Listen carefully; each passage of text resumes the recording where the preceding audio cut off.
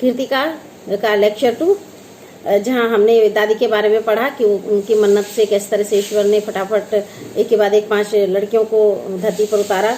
और फिर इसके बाद जो उनका अगला था कि चोर को भी अफरा तफरी में डाल देने वाला, तो उसकी भी एक कहानी जो इसमें लेखिका ने लिखी है कि एक बार उनके परिवार में किसी की शादी थी, तो गांव के सारे मर्द शादी में चले गए और औरतें जो रत जगह करती हैं, यानी रात भर नाचती गाती हैं और ढोलक वगैरह बजाती हैं, दिया वगैरह जलाती हैं, तो उस तरह से कर रही थी। और दादी जो है वो अपने कमरे में जा करके सो गई थी। चोर को ये एक उपाय सूझा कि अभी तो घर में कोई मर्द है नहीं, तो वह चुपचाप जा करके चोरी कर लेता है। लेकिन भीड़ भाड़ और शोरगुल से बचने के लिए दादी अपने कमरे में न सो करके दूसरे कमरे में जा करके सो गई।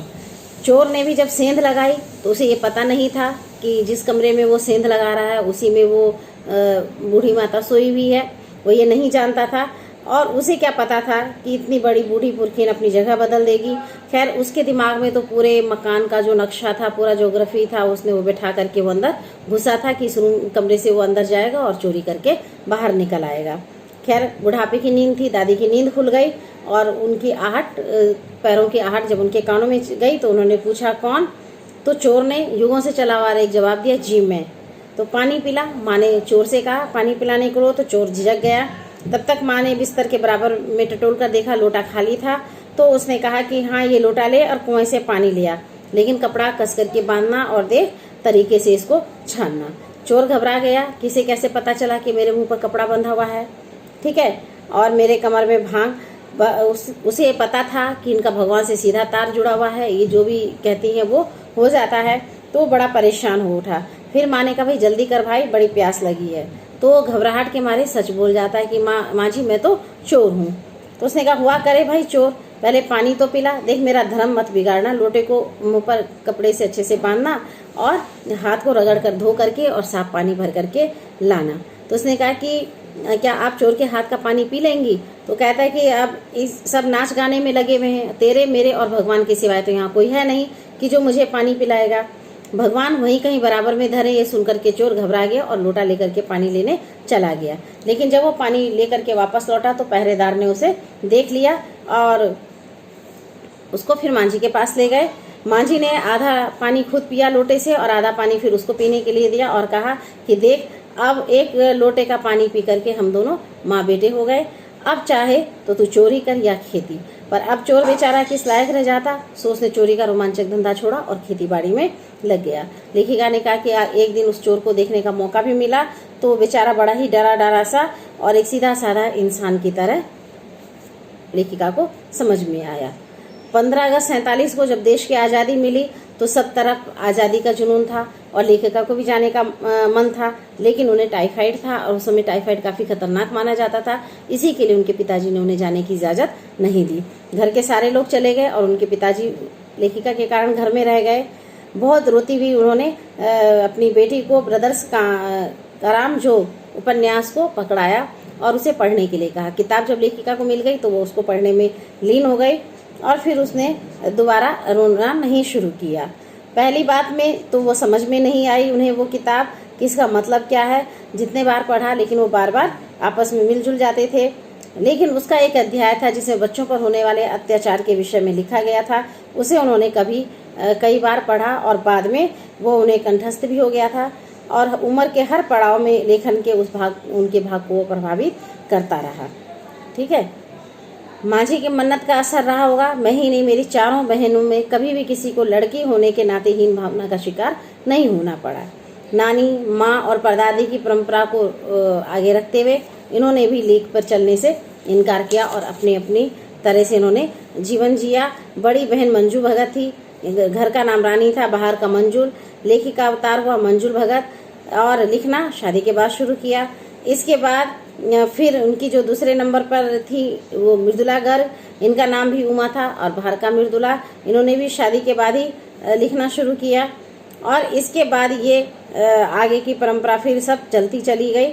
और जब उनके पिता से किसी ने एक सवाल किया कि जब आपके घर में 5-5 बेटियां हैं तो क्या आपका इससे मन नहीं भरा जो आपने सब बेटियों का 2-2 नाम रख छोड़ा? इसीलिए अंत में जो 2 बेटियां हुई उनका नाम रेणुका और अंशला ही पड़ा। 5 बहनों में एक भाई हुआ राजीव। और मजे की बात यह है कि बीच की 2 बहनों ने ही लेखन का कार्य नहीं किया और बाद में लेखक भी राजीव भी लेखन के ही क्षेत्र में आया। अचला उससे 8 साल छोटी थी, लेकिन वह वक्त का बदलाव देखते हुए अंग्रेजी में लिखती थी। देखिए कहती हैं कि हम 4 लिखते थे, बाकी तमाम खानदान हमें पढ़ता था, मगर ससुराल में मेरे कोई भी नहीं पढ़ता था। खैर कहती हैं कि मैं इनकी ही बात नहीं कहना चाहती हूँ जो मेरी दादी नानी माँ और हम लोगों में थी, बल्कि उनकी एक बहन थी रेणु जो है वो भी अलग लीग से अलग चलने वाली लड़की थी।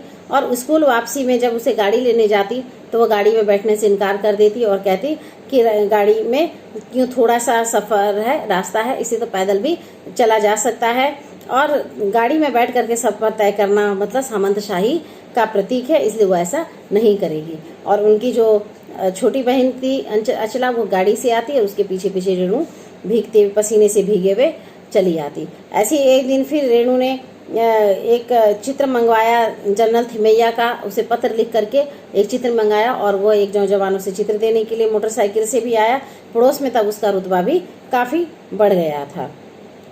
एक बार जब इम्तिहान की बारी हुई तो उसने कहा कि पहले आप ये बताइए कि मुझे बीए करना क्यों ज़रूरी है। जब तक मुझे ये पता नहीं चलेगा कि बीए करना क्यों ज़रूरी है, तब तक मैं बीए नहीं करूँगी। बहुत लोगों ने समझाया कि कर लो, उससे अच्छी नौकरी मिलेगी, आगे तरक्की मिलेगी, समाज में इज्जत होगी, नाम होगी, लेकिन उससे उसको कोई फ़र्क नहीं पड़ा। तो बाद में उसके पिताजी ने खींच करके कहा क्योंकि हम चाहते हैं इसीलिए कर लो। और उसने भी खुद ये कहा कि ठीक है, और पिताजी के ये कहने पर उसने सिर्फ बीए किया तो, लेकिन पासिंग मार्क्स लेकर, यानी पास होने के लायक नंबर ही लेकर के। ऐसे अनेक मौके आए हैं जब मैंने अपने जिद्दीपन के नमूने पेश किए। सबसे ज़्यादा उसे मंच पर लेखन में पाया, लीक से खिसका अपनी राह खुद को तलाशता हुआ, जो लेखिका ने अपने बारे में लिखा। एक बार की और बात है जब वो बताती है अपनी बहन रेणु के ही विषय में कि एक बार बहुत तेज बारिश हुई थी और दिल्ली की सड़कें तो थोड़ी सी बारिश में भी पानी से भर जाती, और इतनी तेज बारिश होने के बाद भी पूरी सड़कों पर पानी भरा हुआ था। और उस दिन स्कूल की बस लेने के लिए नहीं आई। सबने उसे समझाया कि आज स्कूल बंद होगा, तुम नहीं जाओ। तो उसने कहा तुम्हें कैसे पता कि स्कूल बंद है, मैं तो जाऊंगी। और वह रुकी नहीं। बारिश तो बंद थी, लेकिन रेणु अकेले ही पैदल स्कूल चल दी। एक मुश्त बारिश होने के बाद थम गई थी। सड़कों पर पानी था तो 2 मील पैदल चल करके स्कूल गई। जैसा कि हमने कहा था कि स्कूल बंद था, चौकीदार रेणु को देखकर दंग रह गया। उसे पता चला कि स्कूल बंद है तो वापस चली आई। जब घर पहुंच करके सबने कहा कि स्कूल बंद था ये हमें पता था, तो फिर तुम क्यों नहीं, तुमने हमारी बात मानी और तुम स्कूल क्यों गई? तो उसने कहा कि स्कूल बंद था तो मैं वापस आ गई, इसमें आपका कहना कहाँ क्या मायने रखता है। यानी ये भी एक बात होती है कि माने अपने तरह से अपनी ज़िंदगी को जीना, अपने तरीके से अपनी बात को रखना। ठीक है, यहाँ पर रेणु का भी यही उदाहरण आया कि उन्होंने कहा कि स्कूल बंद था तो मैं वापस चली आई, इसमें किसी का क्या दोष, लेकिन मैं कम से कम गई तो अपने स्कूल तक जा करके तो मैंने देखा। आज मैं सोचती हूँ कि कैसे रोमांचक अनुभव हुआ होगा उस दिन। जगह जगह पानी से लबालब करती सुनसान शहर, निचाट अकेले अपनी धुन की मंजिल की तरफ चलते चले जाना। सच अकेलेपन का मजा ही कुछ और है। और लेखिका कहती है कि वाकई में अकेलेपन का एक अलग ही आनंद है, एक अलग ही मजा है जो लोग करते हैं उसमें, और अपनी इच्छा से अपने जीवन की शैली को जीते हैं। तो इसमें हमने जिन जिन औरतों की कहानियाँ पढ़ी उसे मैंने आपके बारे में बताया। पहले जो लेखिका की नानी के विषय में पढ़ा कि वो अपनी आज़ादी से बेखबर होते भी देश की आज़ादी के प्रति जागरूक थी। दूसरी उनकी माँ के बारे में बताया कि वो एक परंपरागत पत्नी और माँ का कर्तव्य नहीं निभाई, लेकिन उसके बाद भी उनका मान सम्मान समाज और परिवार दोनों में बना रहा। ठीक है, इसके बाद उनकी परदादी के बारे में हमने जाना कि जो अपने पुतों को जो बच्चा होने वाला होता है तो उसको कहती है कि भगवान से प्रार्थना करती है कि इसको बेटी हो, और इसके बाद उस चोर को भी, जिसको उन्होंने ना डांटा ना कोई सजा दी, लेकिन उसको चोरी की आदत बदल दी सिर्फ इसलिए कि अपनी बातों के प्रभाव से। तीसरे में उन्होंने खुद के बारे में लिखा कि वो भी कुछ परंपरा से अलग ही हट करके लिखती रहीं और अलग तरीके से अपने तरीके से जीवन जीने को पसंद करती रहीं। फिर उन्होंने अपनी बहन रेणु के विषय में कहा कि जो और सबसे अलग थी और उसने भी अपने जीवन को अपने तरीके से ही जिया और कभी किसी की बात को नहीं मानी, जो उसका मन किया वही उसने किया। ठीक है, तो ये अलग अलग तरीके से अलग अलग तरह से इन लोगों ने अपने जीवन शैली को जिया इसीलिए इसमें कहा कि मेरे संग की औरतें। इस का शीर्षक जो है वो इसी बात को रखता है कि लेखिका के साथ की औरतें किस तरह की थी, उनका जीवन शैली किस तरह का था। ठीक है, अगले पाठ में फिर हम इसके प्रश्न उत्तर को देख लेंगे, जो लेक्चर 3 में प्रश्न उत्तर के नाम से होगा।